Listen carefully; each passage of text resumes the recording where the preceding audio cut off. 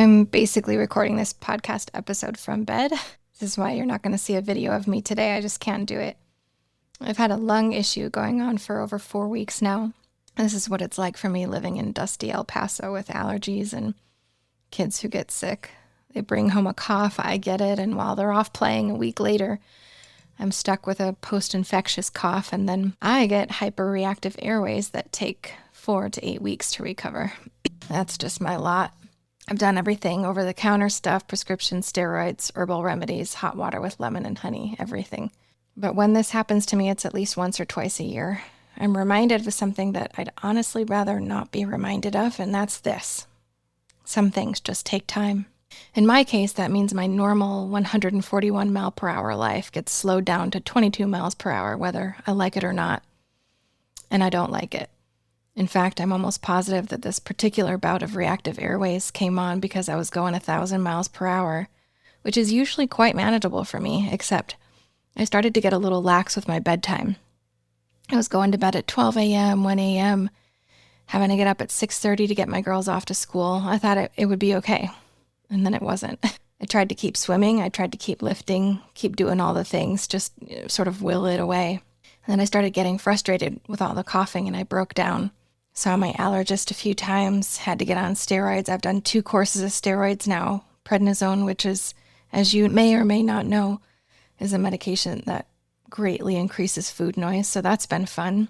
Gaining some weight, feeling puffy, feeling irritated, not being able to breathe well, not being able to talk, laying in bed for days. And then I started getting really frustrated with all the coughing, and I broke down. You're listening to the Set Point Science Podcast, the show where we break down what it really takes to lower food noise and lose weight permanently.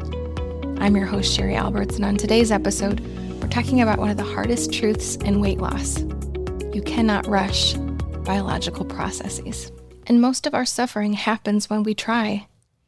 Because my lungs don't care that I'm impatient. They don't care that I have these really big plans. They don't care that I want to get back in the pool, get back in the gym, get back to making progress. What's really frustrating is that I was really starting to see movement on the scale, movement that felt doable and possible. I had upped my cardio to add in swimming a few times a week, nothing major, just, 30 minutes a few times a week at my glacial swimming pace. But my lungs had other plans. They're healing at the rate that they're healing. And the thing is, weight loss is often the same way. People spend years trying to force their bodies to move faster than their bodies are willing to move.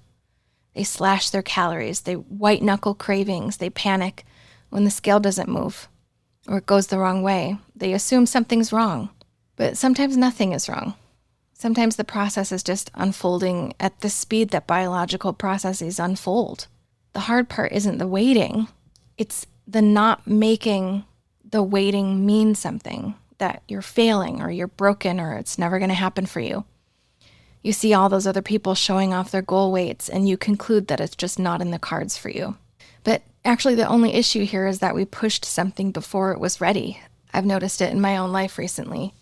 Even with all the knowledge that I have about behavior change, habits, and nervous system regulation, part of me still wants to stomp my foot and say, okay, but can we be done now? Can I just show off my after now?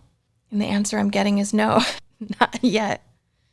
Healing happens on its own timeline, and so does habit building.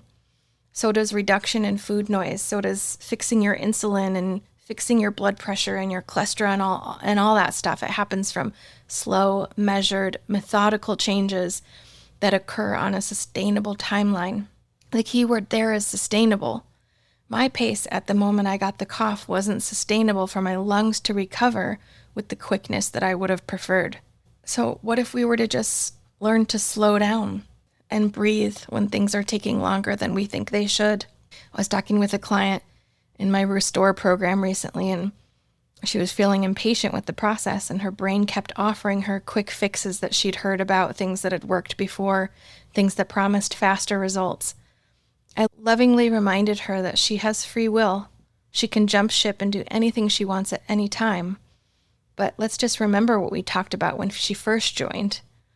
If those quick fixes truly solved the problem forever, she wouldn't be having this conversation with me. She wouldn't be interested in what I offer. She'd already be done with her weight loss journey.